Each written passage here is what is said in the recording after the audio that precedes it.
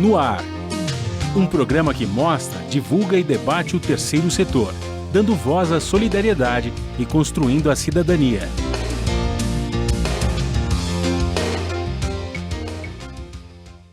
Olá, bom dia. Eu sou Joel Scala e começa agora o Observatório na Brasil Atual, um programa do Observatório do Terceiro Setor. Segundo pesquisa do Datafolha em parceria com a Ambev, revelou que 41% das ONGs afirmam que a falta de apoiadores financeiros é a principal dificuldade para manter suas atividades. A pandemia de Covid-19 exigiu uma mudança de hábitos em todo o mundo.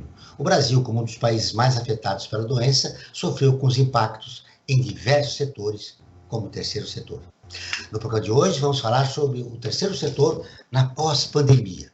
Participo do programa do Observatório na Brasil Atual, falando sobre o terceiro setor pós-pandemia, a Márcia Woods. Ela tem 20 anos de experiência em gestão de organizações do terceiro setor e investimento social privado.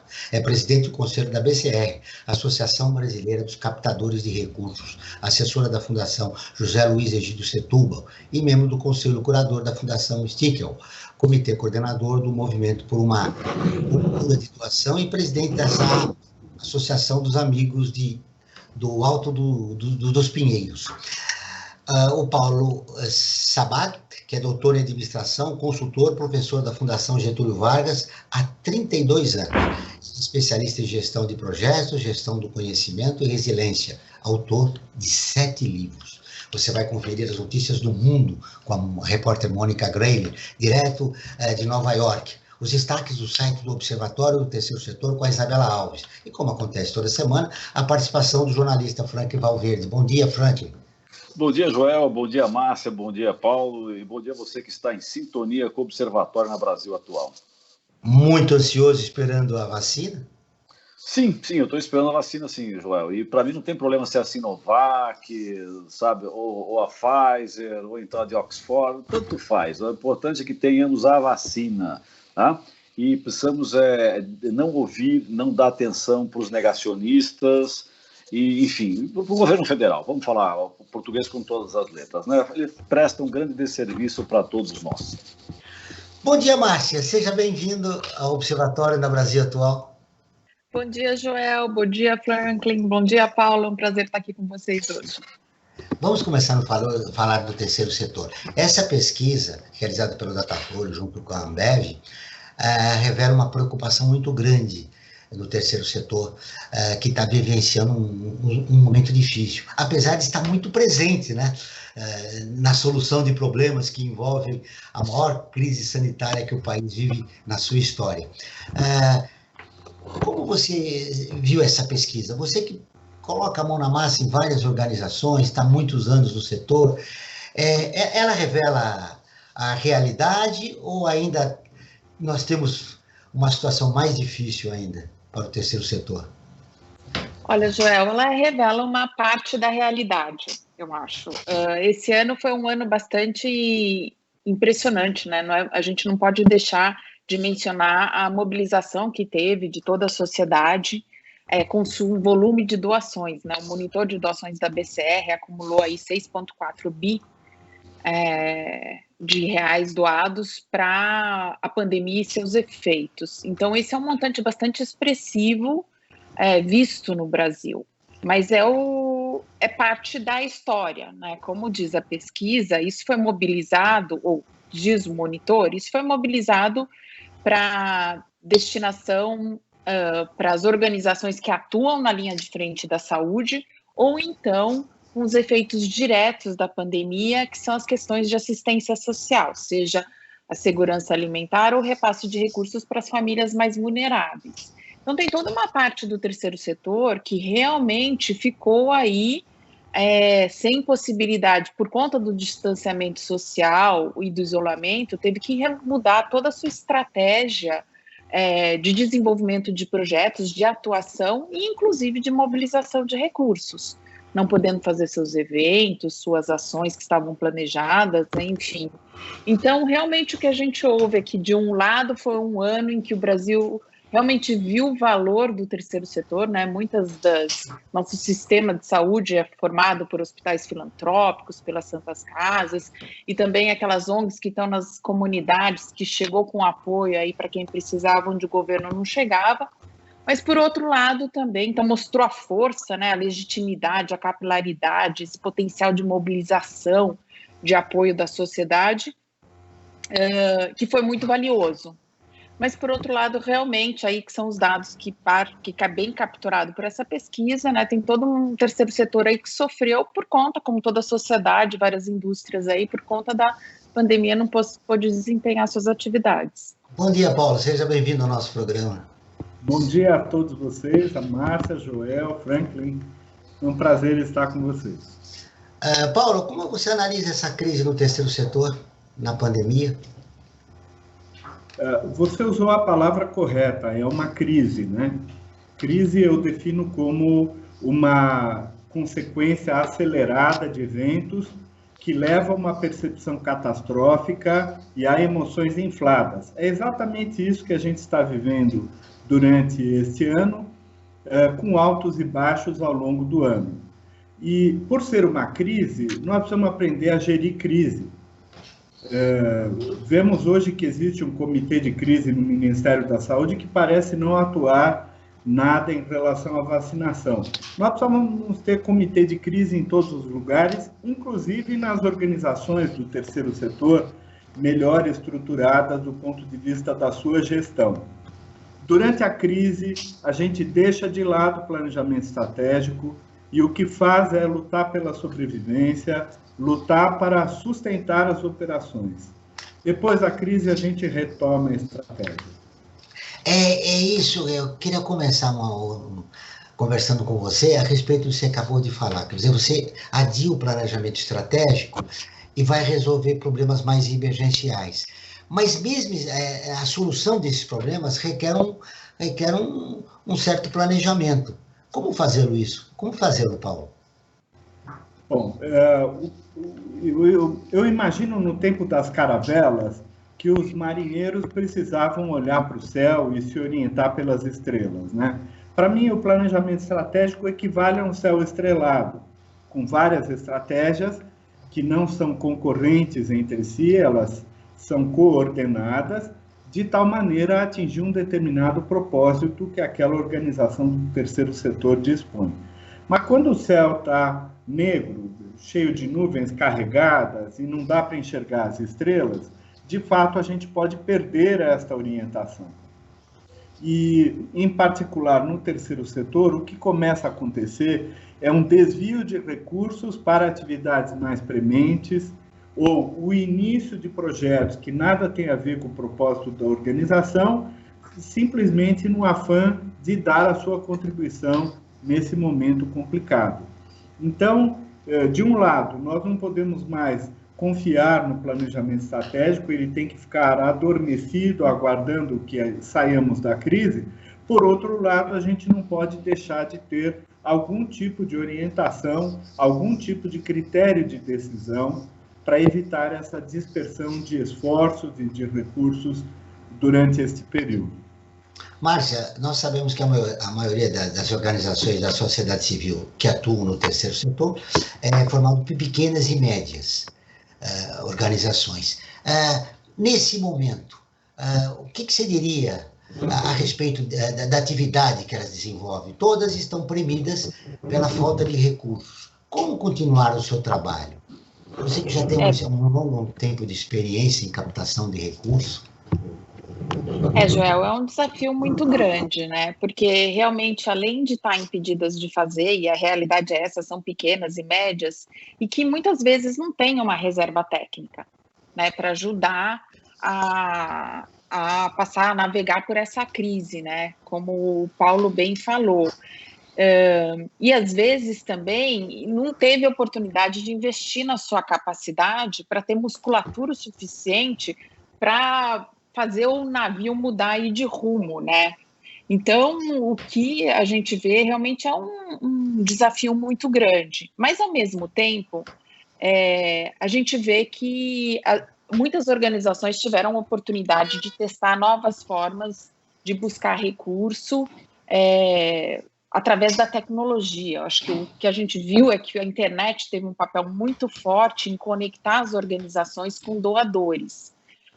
De novo, eu vou mencionar o monitor de doações, mas o que a gente viu no monitor foi que a gente capturou mais de quase 540 campanhas de financiamento coletivo sendo feitas no Brasil para mobilizar recursos para essas ações, seja emergencial ou até mesmo como uma alternativa de conectar as organizações com o doador.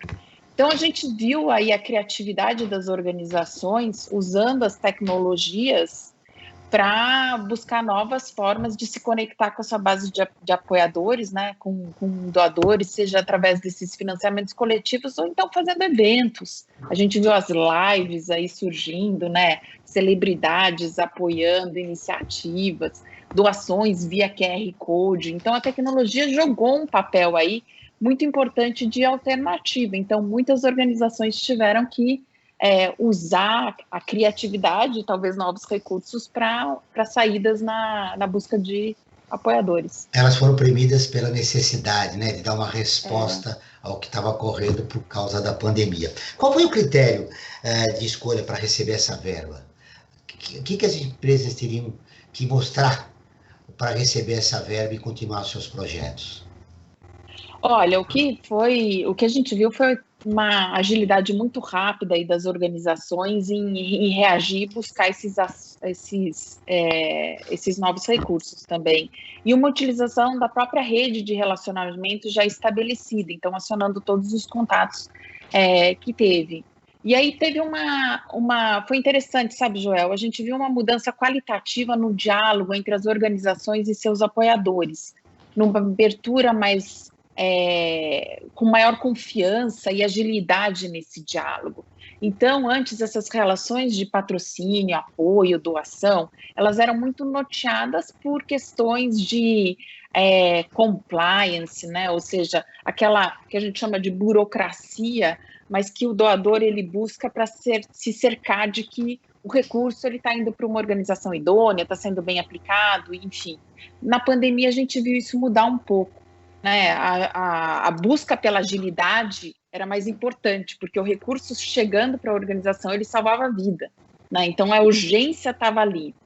E aí houve maior confiança, houve um maior espaço para o diálogo, cara a cara, de forma virtual, assim, e menos burocrática, né? Então eu acho que também teve um lado positivo dessas relações de doação, esse foi um deles, onde se viu uma relação mais horizontal, com maior confiança e agilidade e menos burocrática, menos hierarquizada. Paulo, eu quero te ouvir sobre isso, porque a gente vê a governança é fundamental para que a organização consiga captar recurso. E também é fundamental a transparência, de contar o que está fazendo com o dinheiro. Eu me lembro de algumas organizações que a gente já entrevistou ao longo dos anos aqui, que ela era conhecida no exterior e na própria comunidade onde ela atuava, os moradores do local desconheciam a atuação dela. Me parece que a pandemia, se a gente vê para o lado positivo, ela exigiu uma mudança, como a própria Márcia disse, né, no comportamento dessas organizações, para continuarem sobrevivendo. O que eu tenho percebido nos vários planejamentos estratégicos que eu faço para organizações do terceiro setor é que quase sempre, quando é a primeira vez que aquela ONG faz um planejamento estratégico, quase sempre ela descobre a importância da comunicação com a sociedade. E eu vejo isso como uma necessidade premente nesse momento. Eu acho que a tecnologia, nós estamos descobrindo que existia tecnologia para permitir esse contato à distância, e as organizações do terceiro setor que estavam mais atrasadas nesse aporte tecnológico ou que estavam desprezando a importância da comunicação, que é sempre cara, drena recursos da organização para isso, eu acho que agora fica uma lição. Esse ano demonstrou a importância da comunicação com a sociedade. Nós não vamos superar o negacionismo e as notícias falsas que graçam por aí, se não for uma grande rede de comunicação séria, comunicação qualificada com a sociedade. Então, eu creio que este passa a ser mais uma das ênfases que as organizações do terceiro setor precisam dar a partir de agora. Precisa usar toda essa tecnologia para melhorar a comunicação institucional. Agora vamos ouvir a Rádio ONU, parceira de conteúdo do Observatório do Terceiro Setor, com a matéria: a pobreza infantil em países ricos deverá seguir taxas pré-Covid por mais 5 anos. A Mônica Grayle, direto de Nova York, tem as informações. O Unicef revelou que a pobreza infantil em países desenvolvidos deverá se manter acima dos níveis pré-Covid por mais 5 anos. Os dados são de um novo relatório da agência. O levantamento mostra que apenas 2% da ajuda financeira dos países da Organização para a Cooperação e Desenvolvimento Econômico, OCDE, e da União Europeia se destinou ao apoio de menores e de famílias com crianças durante a primeira fase da pandemia. Entre fevereiro e o final de julho, foi alocado um valor histórico de 10 bilhões e 800 milhões de dólares para financiar a resposta à Covid nesses países. Mas, segundo a pesquisa, cerca de 90% desse valor foram para o estímulo fiscal de empresas. O Unicef afirma que, embora essenciais, esses apoios excluem crianças mais marginalizadas e suas famílias, afetando as mais frágeis. Em Portugal, apesar de medidas previstas no Orçamento do Estado para 2021, o Unicef está pedindo urgência no reforço do sistema de proteção de crianças. O cálculo para o próximo ano inclui rendimentos e reforço da coesão social, assegurando creche gratuita para as crianças e a digitalização de escolas. A agência acredita que as condições de vida das crianças e jovens no país poderá se agravar. E para o Unicef, a atual estratégia de combate à pobreza deve priorizar a luta contra a pobreza infantil de forma integrada e abrangente. Da ONU News em Nova York, Mônica Grayle. Continuamos com o Observatório na Brasil Atual, um programa do Observatório do Terceiro Setor. Hoje falando sobre o terceiro setor com a Márcia Woltz, que é presidente do Conselho da BCR, Associação Brasileira dos Captadores de Recursos, e Paulo Sabac, que é professor da Fundação Getúlio Vargas. Frank Valverde, se nos países ricos tem que se combater a pobreza infantil, imagina aqui no nosso país, né? É verdade, Joel. A situação aqui dos países antigamente chamado de terceiro mundo, em desenvolvimento, seja lá o nome que queira se dar, né? É muito pior do que dos grandes países. E essa é, digamos, uma bandeira fundamental, né? O combate à pobreza, e principalmente a pobreza infantil, porque você está condenando uma futura geração a não ser nada. E, Joel, eu queria aproveitar também e registrar, você que está nos acompanhando, né, nossos ouvintes, nossas ouvintes que estão nos acompanhando aqui na Brasil Atual, algumas matérias que podem ser encontradas no nosso site, né, www.observatório3setor.org.br. Nós temos, por exemplo, uma matéria que tem tudo a ver com o programa de hoje. Tá? A matéria foi publicada no dia 2 de dezembro. O que é preciso saber para fazer a transição do mundo corporativo para o terceiro setor? É uma matéria bastante esclarecedora, né, para as pessoas que estão querendo saber como se faz essa transição. E tem uma outra matéria também que foi publicada no dia 25 de novembro, que é como ficará a gestão do terceiro setor no pós-pandemia. Essa e outras matérias você encontra no nosso setor. Você leu a matéria, você gostou, você tem alguma sugestão de pauta, você tem alguma crítica? Nós temos um canal aberto com você. Nosso canal é através do WhatsApp.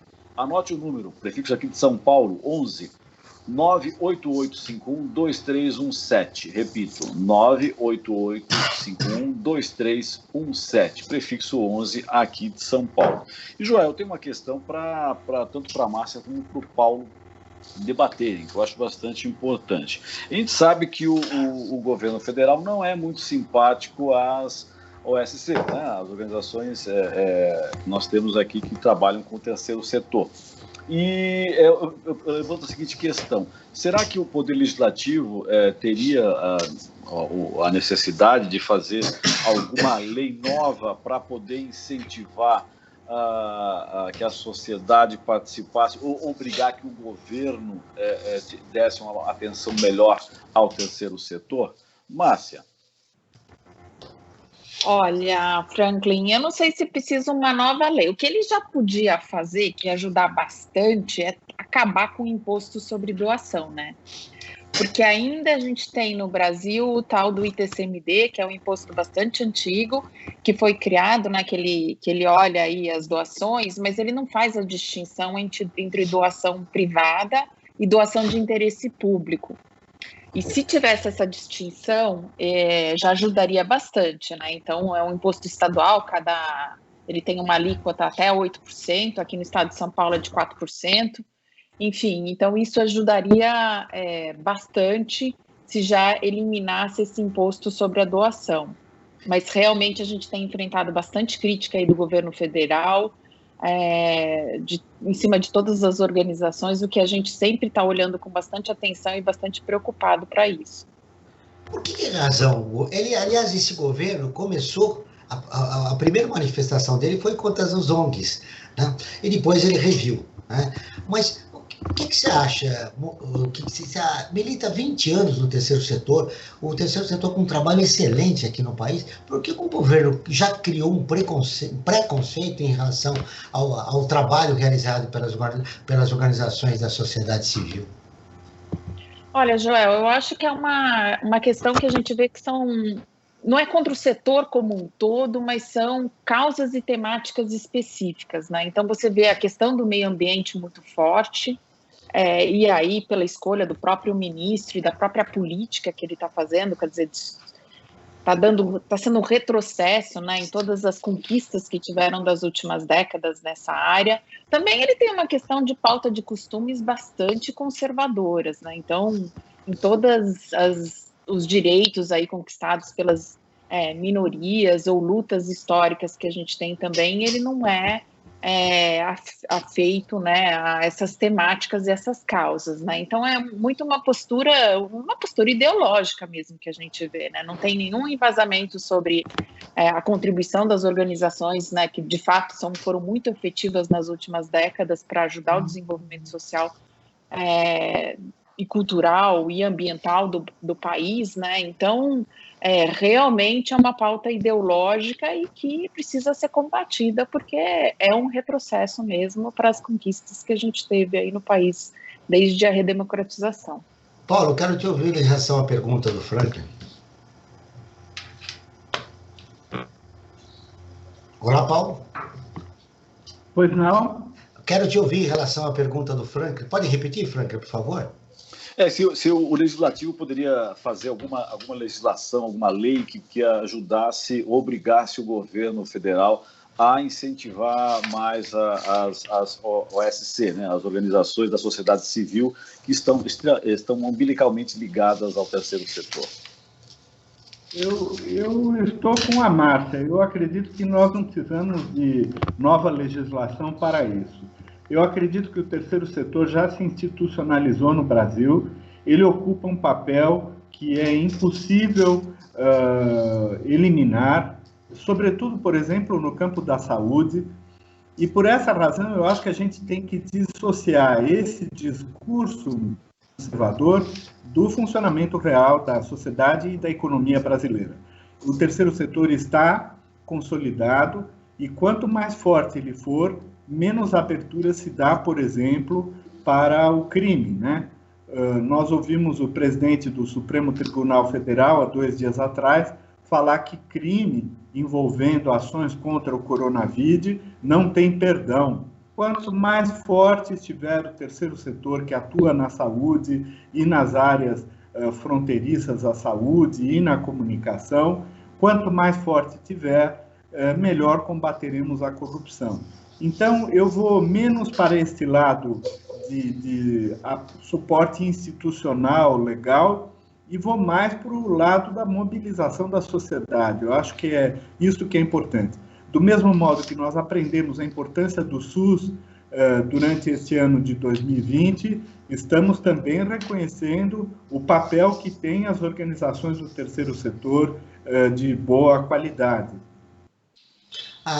Você falou em mobilização, me ocorreu perguntar para você, para a Márcia, o que o campo progressista do país deve fazer para a proteção do terceiro setor, que tem sido fundamental, né, para atender a demanda social.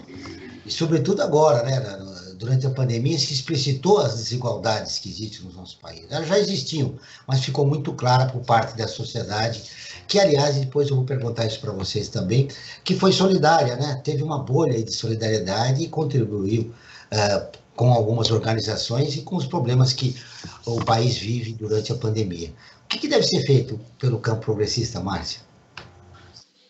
Olha, Joel, eu vejo que se a gente acredita nas ONGs, a gente tem que apoiá-las e apoiá-las de forma contundente. O que é apoiar de forma contundente? É não só falar bem, disseminar, compartilhar informações sobre as temáticas sociais do Brasil e o papel das organizações estão fazendo isso, mas também como doar de forma recorrente.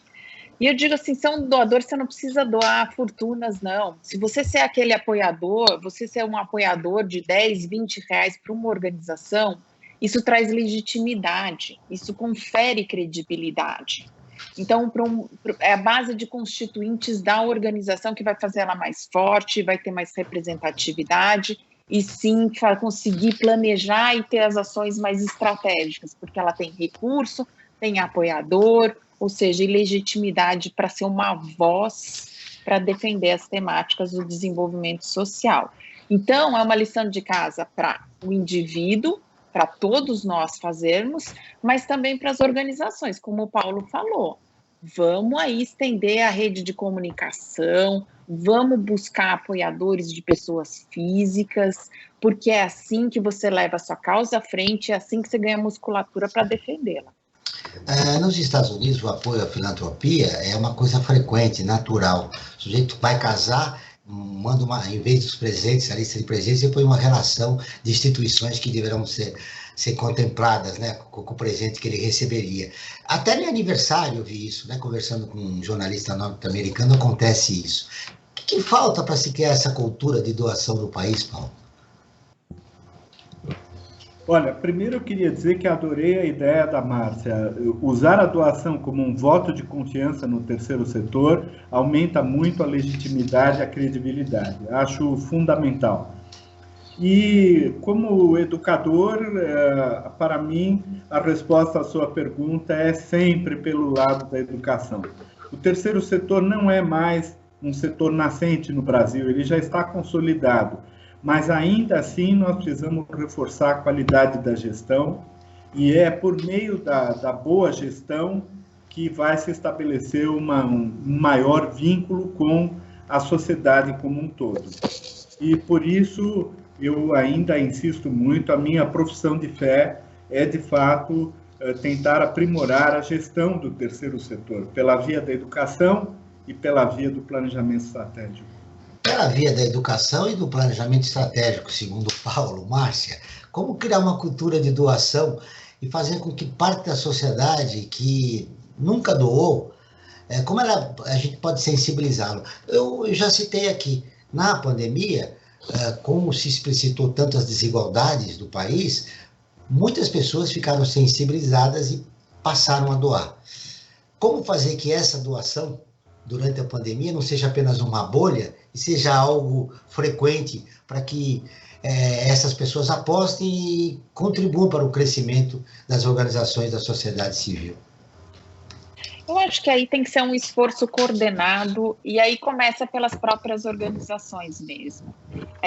Esse apoio, essa doação, ela só vem a partir da solicitação. Se ela não for contínua, se ela não for permanente, estruturada, com uma boa gestão desse relacionamento, ela não vai ser fortalecida, ela vai continuar sendo esporádica e só vão surgir nos momentos de emergência do Brasil, né?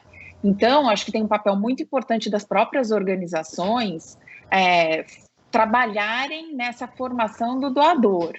E também nós, como sociedade, e aí, mãe, pai de família, professor, educador, né, de olhar para como é construída a nossa sociedade e olhar que tem esses diversos atores, que não são só empresas, governos, mas as organizações da sociedade civil, estudar o seu funcionamento e a sua contribuição para a sociedade. A mídia também tem um papel importante, Joel, e aí fica o papel importante do próprio observatório, né, de trazer essas questões e discussões como que nós estamos tendo hoje também, né?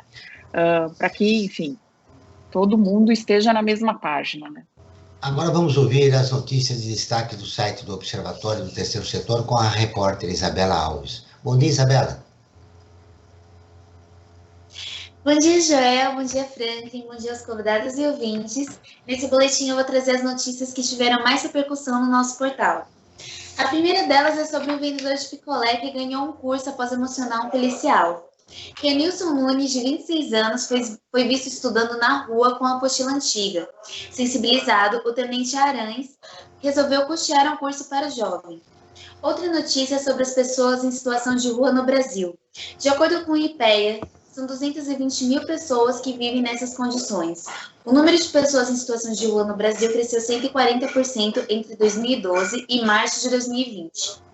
Para encerrar, nós temos a notícia de que o ator estadunidense Brad Pitt se tornou voluntário em uma ONG e está entregando comida na pandemia. As entregas são feitas em bairros carentes de Los Angeles, nos Estados Unidos. Essas são as notícias da semana. Mas para ficar por dentro de mais novidades do Brasil e do mundo, basta acessar o nosso portal, observatório3setor.org.br. Aí, Frank. Obrigado, Isabela. Você volta na próxima semana. Obrigada. A mobilização é a palavra de ordem na sociedade, com vários atores contribuindo para que a gente viva um momento no terceiro setor, Frank. Verdade, é verdade. E nós temos também uma iniciativa importante, Joel, que de uma certa forma contribui para isso, que é nossa nova campanha, que é o Observatório em Movimento. É uma iniciativa que tem como objetivo acrescentar informações, dicas, sugestões de especialistas de várias áreas do conhecimento, de como melhor a gente pode viver esse momento de pandemia e após pandemia também. Tá? Eu convido a todos e a todas que acompanhem esses conteúdos no nosso site,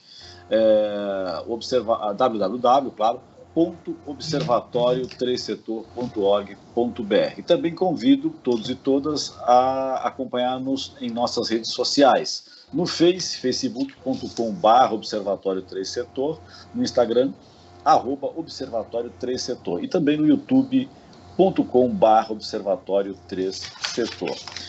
Joel, e uma questão que eu queria colocar, né? Muitas pessoas, às vezes, quando você fala que a importância de você contribuir com o terceiro setor, de você estar doando, de você estar participando, tá?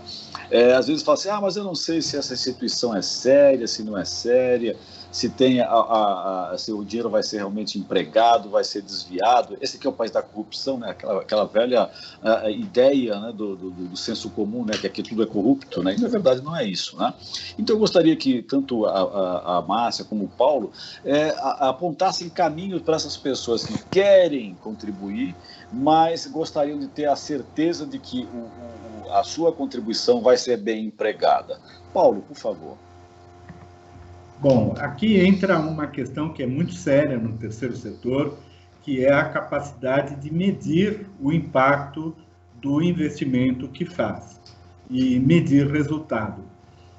Para mim, a melhor maneira de resolver esse problema, Franklin, é de fato mostrar o resultado. Quando o doador recebe informação verdadeira, qualificada, filtrada, que mostra, de fato, como o recurso foi aplicado, ele se predispõe a continuar a doar ou até a ampliar a sua doação. Então, nós temos que aprender a dar esse retorno. Não é só uma questão de transparência, é, de fato, um retorno para aquele que se mobilizou para doar. Márcia. Bom, a minha dica aqui, concordo 100% com o que o Paulo falou, é isso aí, todo mundo tem que ser transparente, tem que estar no site, tem que divulgar, tem que prestar conta, enfim. Mas a minha dica aqui que fica, se você quer saber uma boa organização para doar, pergunta na sua família, pergunta para os seus amigos. Alguém vai ter uma organização que ele não só conhece, como ele frequenta, doa, é voluntário e tudo mais. Então, essa que tem que ser a conversa hoje em dia. Pergunta para um conhecido, bota aí no seu grupo de WhatsApp e pega a recomendação aí do seu melhor amigo, que vai ser garantido. Essa você pode doar de olho fechado. Essa é uma saída interessante que você sugeriu, Márcia, mas tem outras, né? Se você quer acompanhar a sua doação, se torna um voluntário, que é um pilar importante para o terceiro setor. Exatamente. Ao se tornar voluntário da organização, você está vendo a destinação do seu dinheiro e a dimensão do projeto que você está apoiando. Não é isso, Paulo? É isso mesmo. Eu queria trazer aqui o conceito que, num sentido mais estrito, significa a capacidade de enfrentar graves adversidades. A pandemia é uma grave adversidade e nós, como indivíduo, ou as organizações, sejam privadas ou do terceiro setor, também manifestam resiliência. Como é que a resiliência se manifesta no indivíduo? Uma maior capacidade de enfrentar a adversidade, a perda do emprego, a redução da receita, o isolamento e assim por diante. Nós percebemos que tem muita gente que conseguiu tirar de letra esta situação ao longo dos últimos 9 meses. Do mesmo modo, muitas organizações tiveram agilidade, tiveram flexibilidade, mudaram a sua maneira de operar para poder conviver com essa adversidade. Então, eu creio que quando o terceiro setor tem uma elevada resiliência, ou seja, as organizações do terceiro setor melhor estruturadas, com melhor gestão, tendem a ter maior resiliência enquanto organização e, portanto, elas têm esta capacidade de reagir mais rapidamente, de mobilizar mais e melhor as pessoas e os recursos e de flexibilidade operacional para saber como antes não Paulo, só trabalhar a comunicação. Tem um pequeno corte na sua fala, você pode repetir, por favor, esse final? Então, para mim é importante confiar não apenas na comunicação, mas entender a dinâmica da resiliência da organização. Então, a organização é mais resiliente quando ela consegue mobilizar mais gente, mais esforços, consegue ter flexibilidade para agir e sempre pautada pelos seus valores e pelo seu propósito original. Agora eu gostaria de conversar com os nossos 2 convidados, o terceiro setor na pós-pandemia. Nós sabemos que muitas organizações, a própria pesquisa revelou, precisaram, e a Márcia confirmou, precisaram de recursos para continuar o seu trabalho. Muito bem. Na pós-pandemia, passado esse momento, né, como ficará o terceiro setor? Quer dizer, o que nós vamos levar de positivo nessa crise que levou o país à paralisação da sua economia, a uma crise econômica sem precedentes, a desemprego, enfim, a uma série de circunstâncias que levou o país a uma situação muito grave. Como ficará o terceiro setor passado esse período? Márcia. Olha, Joel, vai ser bastante desafiador, porque como você mesmo acabou de listar uma série de mudanças de contexto, né? Então, as organizações elas vão ter que reler o seu contexto. É impressionante, mas esse ano a Fundação Abrinq distribuiu cesta básica. A organização mais icônica que a gente tem no terceiro setor de defesa de direitos da criança e do adolescente, que trabalhava em pautas que não tinha nada a ver com essa base mais assistencial, ela teve que olhar e refazer isso. Porque é isso, as crianças estão fora da escola, elas não estão na creche, as famílias elas estavam precisando. Então, precisou de uma releitura do contexto. E aí vem todas as dicas que o Paulo deu de planejamento estratégico, né? A gente vai ter que reler o contexto, o cenário vai ser extremamente desafiador, principalmente na busca de recursos, por conta do que você descreveu, ao mesmo tempo em que, durante a pandemia, a gente viu bons exemplos de como pode ser feito diferente e o que pode ser feito de diferente. Então, a gente vai ter que ter muita energia mesmo como setor. Respirar fundo, rever o contexto e se reinventar, sim, porque o cenário mudou e as necessidades são diferentes. Ou seja, quando a Abrinq distribui cestas básicas, é uma resposta à profunda desigualdade, ao desemprego que existe na sociedade. Na pós-pandemia, Qual é o perigo de uma organização importante como ela não cair no assistencialismo? Né? Que o processo de profissionalização do terceiro setor quer evitar, né, o retorno ao passado, né? De como conciliar essa necessidade com o olhar para o futuro de crescimento do terceiro setor. Paulo, eu deixo com você essa. Ah, tá bom. Bom, eu queria fazer um comentário que é possível que muitas organizações do terceiro setor de baixa resiliência sofram muito no pós-pandemia e talvez não consigam prosperar, não consigam ter sustentabilidade para permanecer operando.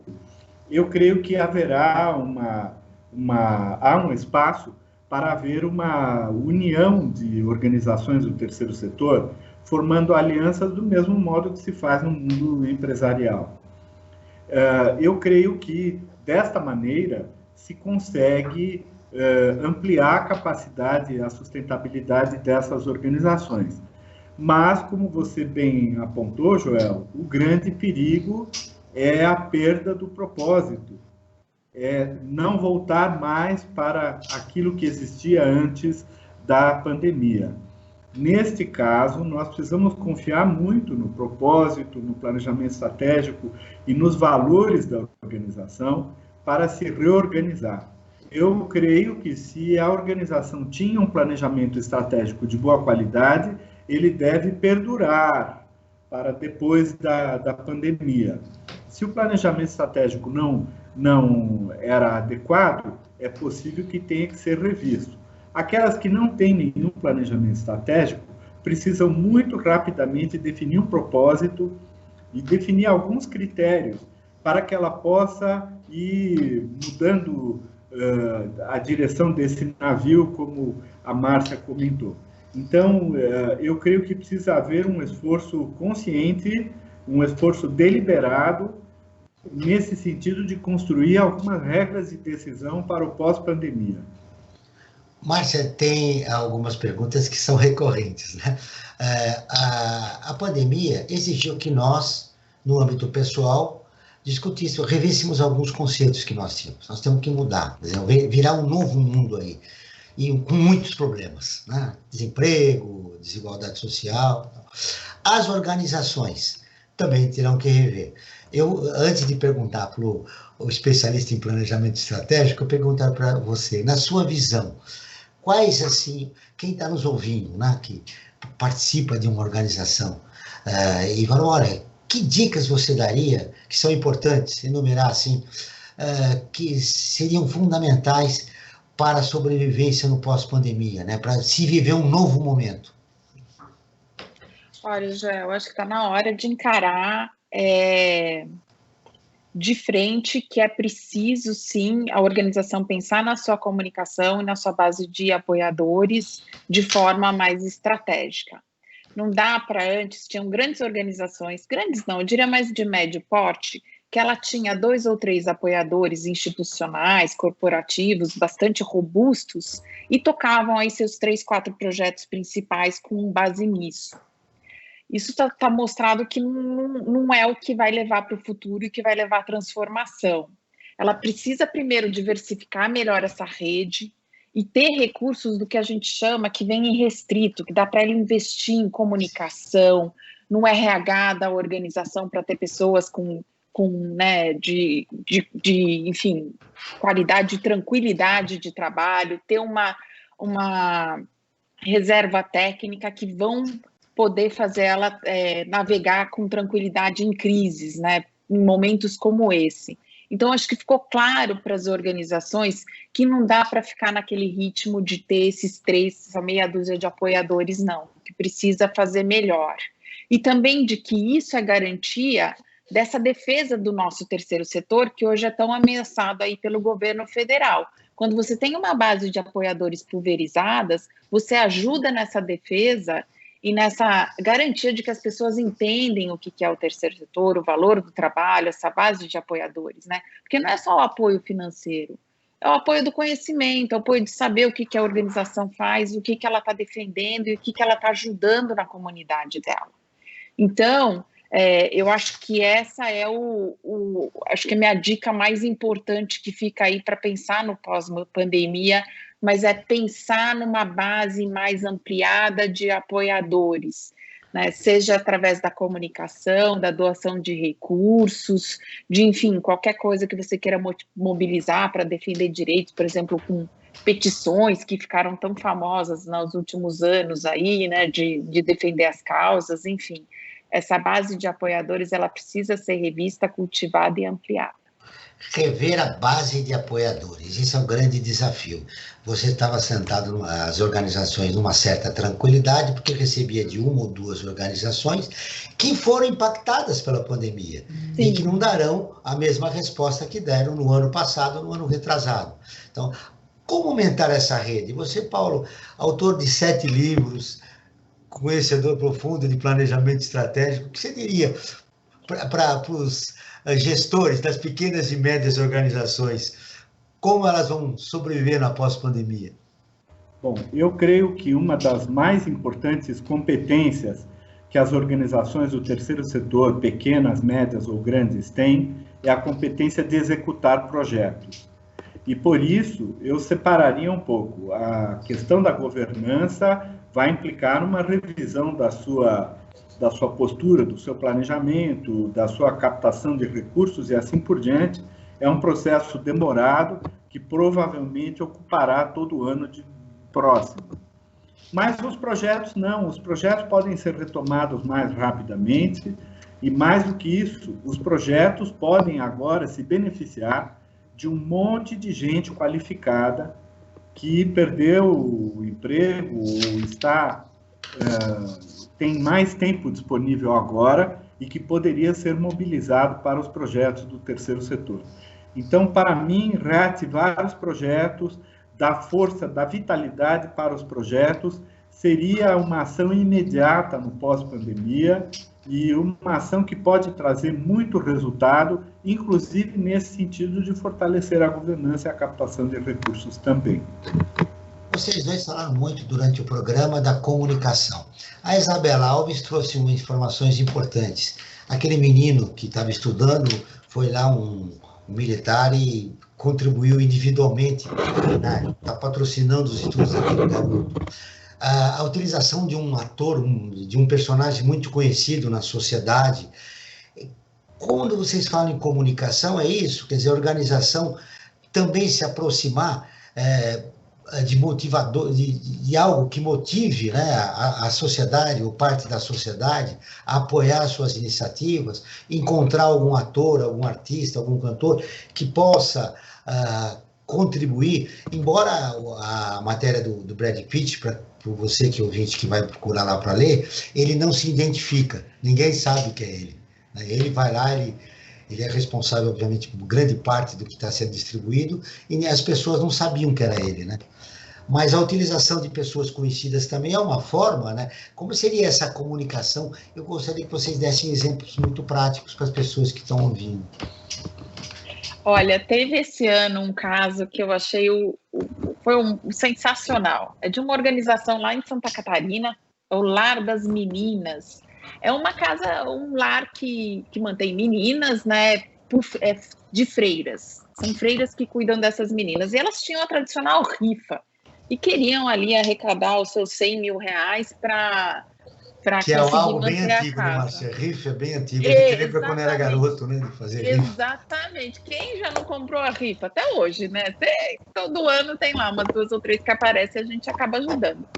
E aí elas não estavam conseguindo fazer isso. Daí um publicitário, um comunicador do município deles, fez um videozinho desses rapidinho, e eles estavam rifando o quê? Era um Fusca. Aí ele fez um videozinho falando do Fusca abençoado, e brincando um pouco, de forma bem humorada, assim, falando do trabalho do Lar das Meninas, mas enfatizando o Fusca que estava sendo rifado, um Fusquinha, acho que era verde, fofo, e falando assim, olha, se dizem que carro de mulher é bem cuidado, imagina de uma freira. E as freirinhas eram os personagens disso, e falando tudo isso. Então, ele tinha humor, ele falava da causa de uma forma leve, né? Ele dava a forma de engajar, que era através dessa rifa. E isso viralizou de um tanto que, assim, vendeu em 3 dias. Foi uma loucura. Então, assim, usou tecnologia, né? Que hoje as redes sociais, aí vi um vídeo do WhatsApp, usou uma comunicação de uma forma leve, bem-humorada, simples, com a imagem da instituição, do Fusca, né, das freirinhas da organização, quer dizer, simplificou. Às vezes a gente no terceiro setor tem medo de usar o humor ou simplificar a linguagem para atingir um maior número de pessoas e mobilizar as pessoas, achando que a gente vai fazer um desfavor à causa, um desrespeito, né? Aquele trabalho todo robusto que a gente faz técnico, sério, na ponta. Mas não, é assim que a gente se comunica, né, Joel? Então, eu acho que assim, a gente também tem que ser...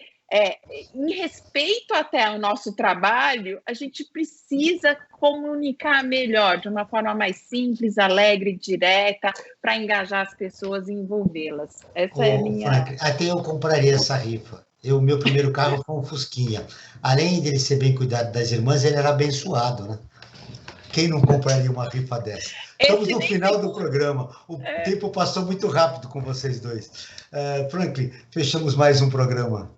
É verdade, eu queria fazer um convite, né, para você que está nos ouvindo agora, ou que você sintonizou pela metade do programa. Você pode ouvi-lo na íntegra, esse programa que fica em podcast.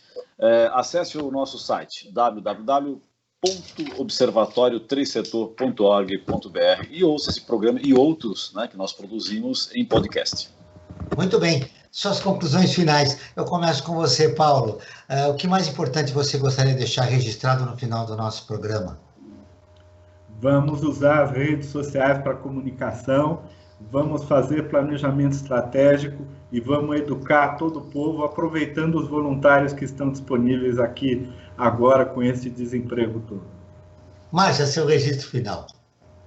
Olha, eu só queria um agradecimento enorme para os meus colegas do terceiro setor. Esse ano vocês brilharam imensamente. Aproveitem as festas de final de ano para recarregar a bateria, porque o ano que vem vai ser um ano forte de trabalho e a gente quer ver esse terceiro setor mostrando seu valor de novo.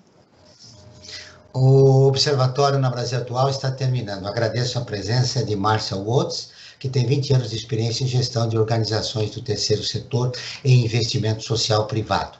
A Paulo Sabac, que é doutor em administração, consultor, professor da Fundação Getúlio Vargas há 32 anos. Esse programa foi produzido pela equipe do Observatório do Terceiro Setor. Na próxima terça-feira, às 9 horas, acompanhe o nosso programa Brasil Cidadão, sempre com assuntos importantes da atualidade. E nós ficamos por aqui, sempre na luta por uma sociedade mais justa, solidária, sustentável e tolerante. Até o próximo programa.